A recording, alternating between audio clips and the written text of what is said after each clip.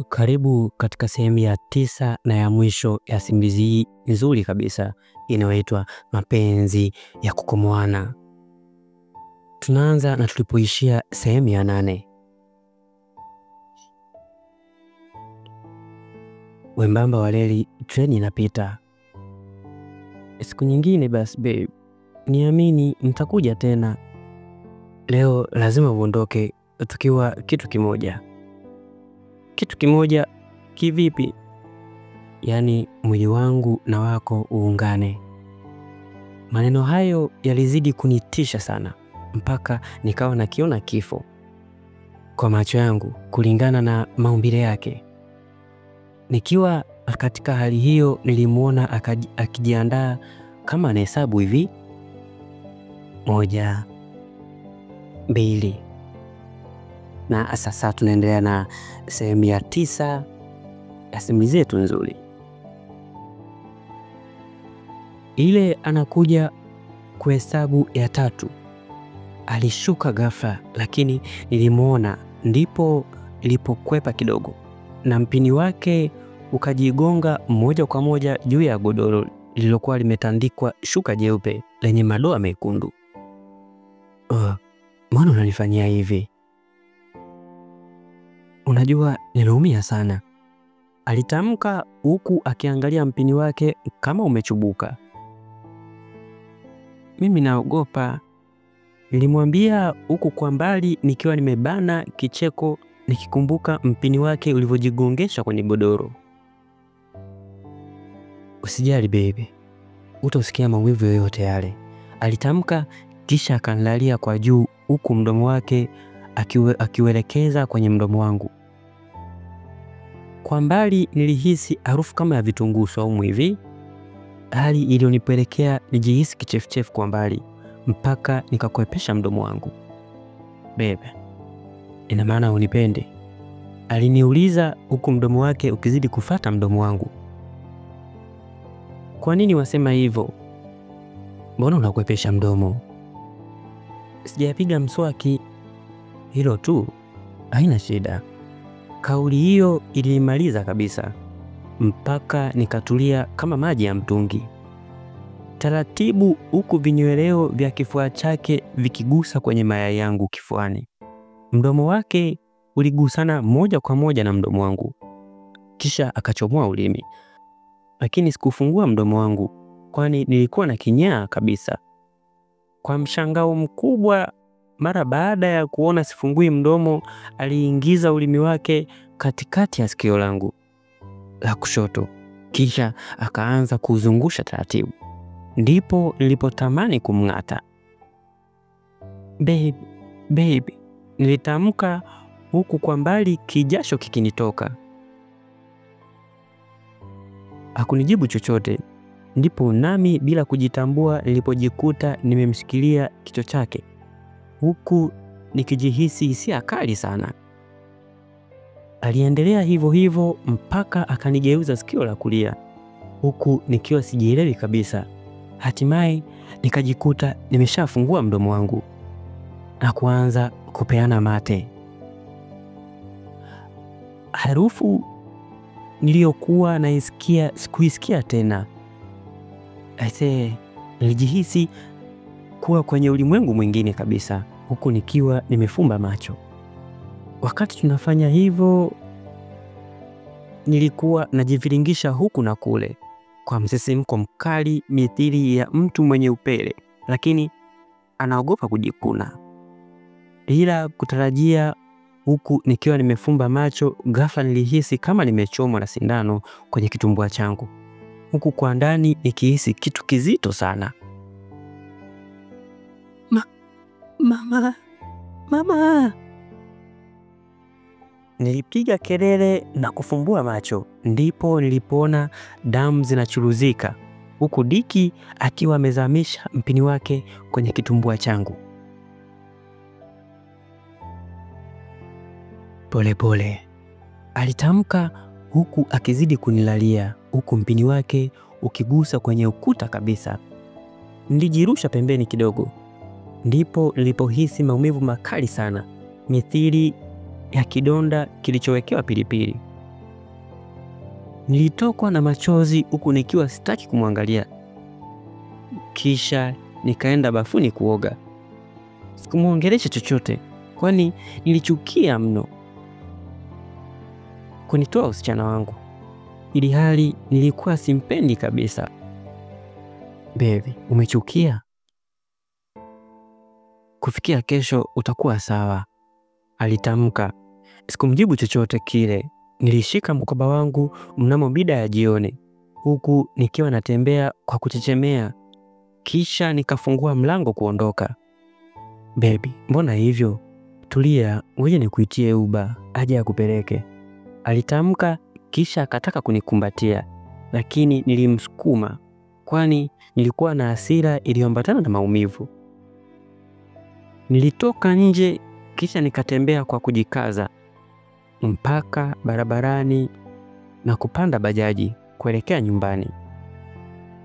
Baada ya kufika nyumbani nilijilaza kitandani huku nikiwa na mawazo tele kichwani mwangu yaliyoambatana na maumivu.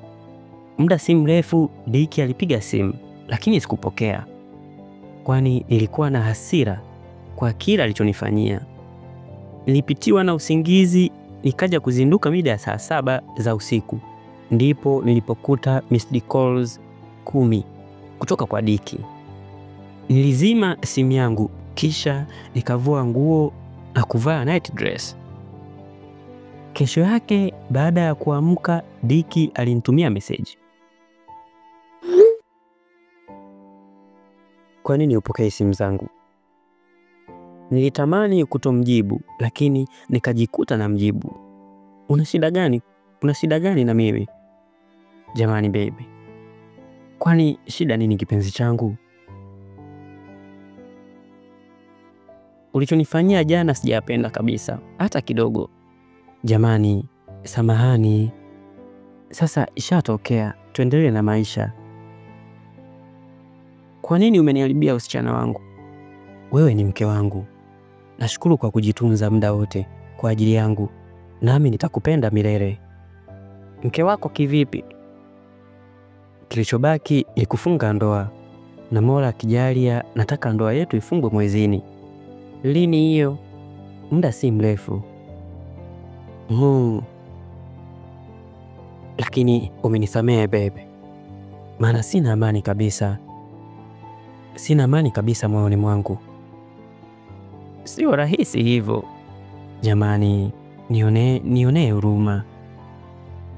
Ngoja nifikirie kwanza. Sawa baby. Baada ya chatting hizo niliweka simu yangu chini. Kisha nikaanza kufanya usafi huku nikihisi maumivu mwili mzima. Baada ya siku 3 hivi maumivu yalikata kabisa mpaka nikawa najisikia vizuri. Sasa kwa kuwa amenitoa usichana wangu, bora tupendane tu. Japo mwanzo nilikuwa simpendi. Nilijisemea mwenyewe. Siku hiyo hiyo nilimtumia picha Suzy nikiwa na Dicky. Kisha nikaandika maneno haya: kizuri chajiuza na kibaya chajitembeza. Suzy alifungua meseji hiyo kisha akajibu, ngoja kwanza nicheke. Yaani kwa taarifa yako, wiki hii nitahamishia vitu vyangu vyote kwake, afu tuone kama unapendwa. Meseji hiyo ilinitisha sana mpaka nikavurugwa kabisa. Ndipo nilipomtumia meseji Dick. Hello baby. Sorry. Naomba niunge bando, afu nitakwambia kitu. Sawa. Dakika 1 na kuunga. Baada ya dakika kama 2 hivi aliniunga bando, kisha nikamtext. Asante babe, nimeiona. Niambie sasa. Kesho utakuwepo? Ndio, nitakuwepo. Sawa, nataka nije kukusalimia. Saa ngapi? Mida ya jioni. Karibu sana. Asante. Kesho yake mida ya jioni niliandaa nguo zangu kama 4 hivi. Kisha nikazikunja na kuziweka kwenye kibegi changu kidogo, nikiwa na lengo la kukaa kwake wiki moja ili nione kama Suzy atakuja au la. Babe, ndo nakuja muda huu. Nilimteksti kisha nikapanda bajaji. Sawa, karibu, nipo. Baada ya dakika kama 20 hivi niliwasili nyumbani kwake, kisha nikabisha hodi na kuingia ndani. Ndipo nilipokuta asali, korosho na tangawizi mezani, lakini baada ya kuniona alivitoa na kubakiza korosho. Babe, hivi ni nini?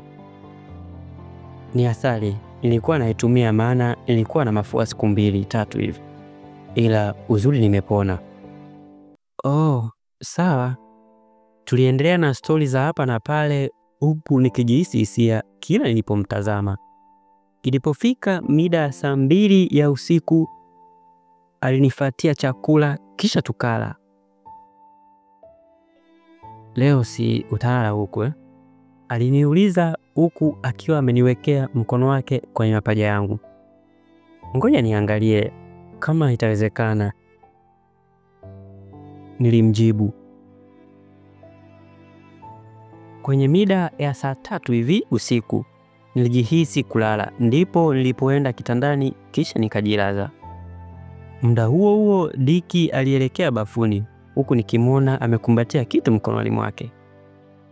Alielekea bafuni akakaa kama dakika 5 hivi kisha akarejea huku mkono wake akiwa ameshikilia kitu. Alibadili mwanga wa taa ukawa wa kijani kisha akapanda kitandani akiwa na boxer tu. Alifunua shuka kisha akaingia ndani, ndipo nilipojihisi aibu huku nikiwa na msisimko mkali. Alianza kunishika kila sehemu ya mwili wangu, ndipo nilipogeuka tukakumbatiana. Kwa mara ya kwanza nilipata joto la mwanaume nikiwa nimelala naye. Hakika nilikuwa kwenye kilele cha furaha. Baada ya muda mfupi Diki aliniomba mchezo na kwa kuwa tayari alishanionja sikuwa naogopa tena kama mwanzo. Mchezo ulianza huku Diki akishambulia kwa kasi sana kwa takriban dakika 30 bila kupumzika. Ndipo nilipohisi moto unawaka kabisa. Mama, nilitamka nikiwa na hema, lakini Diki aliendelea kwa spidi ile ile mpaka nikawa nashangaa ni binadamu au jini. Muda ulisogea likawa lisaa sasa, huku akiwa hajafunga goli, huku mpini wake ukizidi kuongezeka ukubwa na kuzidi kukakamaa. Mwili wangu mzima ulichuruzikwa na jasho mithili ya mtu aliyemwagiwa na maji, huku nikitamani kukimbia nirudi nyumbani, maana sio kwa huo moto niliokuwa napelekewa. Diki alinishika kwa nguvu kisha akaendelea mpaka lisaa 1:30 akafunga goli, ndipo nilipomuomba nikaoge. Nilinyanyuka huku nikiwa hoi kisha nikaenda kuoga. Ilali hapa, naondoka, nilijisemea huku nikiwa na hema. Baada ya kumaliza kuoga nilirejea kitandani, ndipo nilipomwona Diki anameza kama dawa hivi. Baada ya kuniona alistuka hivi kisha akajifanya anatafuta pesa kwenye wallet. Babe, kaoge, nilimwambia. Asante baby, alitikia kisha akaelekea bafuni. Ndipo nilipokagua simu yake na kukutana na meseji. Oya mwanangu, leo nimempakia mkongo. Bao la kwanza nimetumia saa 1:30. Nimempelekea moto mpaka amekubali. Nataka nimkomesha asisahau katika maisha yake, alafu niachane naye nibaki na kisura wangu Suzy. Mpelekee moto yani mpaka asubuhi. Ilikuwa ni meseji ya Dani. Nilipigwa na bumbuazi kisha nikaenda kuchunguza dawa alizoficha. Sikuamini macho yangu mara baada ya kukuta ni ARV.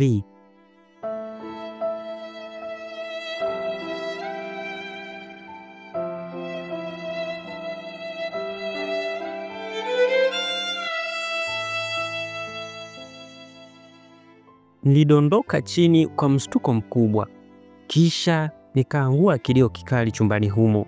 Ricky alitoka bafuni haraka, kisha akaniuliza, "Umekuaje bebe?"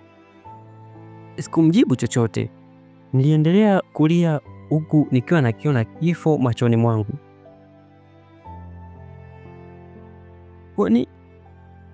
Kwa nini mimi lakini? Sina mama. Uliniambia lakini leo nakufa mimi. Niliendelea kuomboleza mpaka nikafungasha kila kitu changu na kuondoka mida hiyo hiyo ya usiku.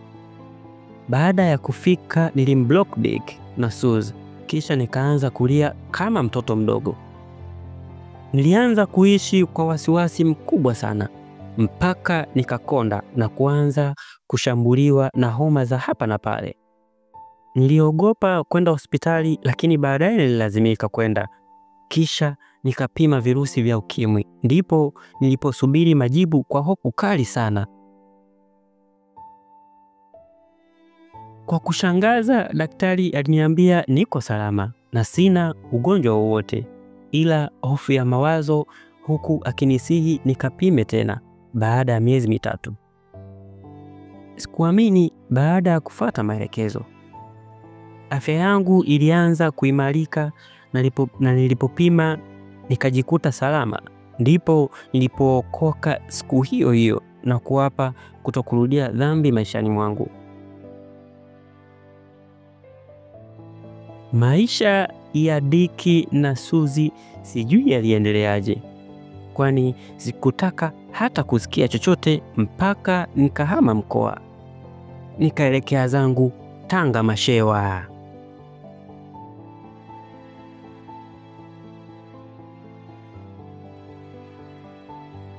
Yes, na hapo ndio mwisho wa simulizi yetu nzuri kabisa inayoitwa Mapenzi ya Kukomoana.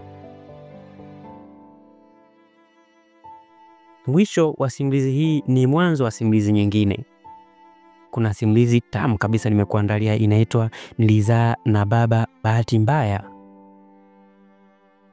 Yes, mwandishi ni McLaurian, nami msimuliaji wako anaitwa AJ. Usisahau kusubscribe katika YouTube channel ya Simulizi na Hadithi, na imani utakuwa umejifunza vitu vingi sana, na imani utakuwa umeelewa vya kutosha sana, na imani utakuwa umeburudika vya kutosha, na imani utakuwa umepata burudani ya kutosha sana, na imani utakuwa umejifunza mambo mengi sana. Ni mpaka wakati mwingine. Chao.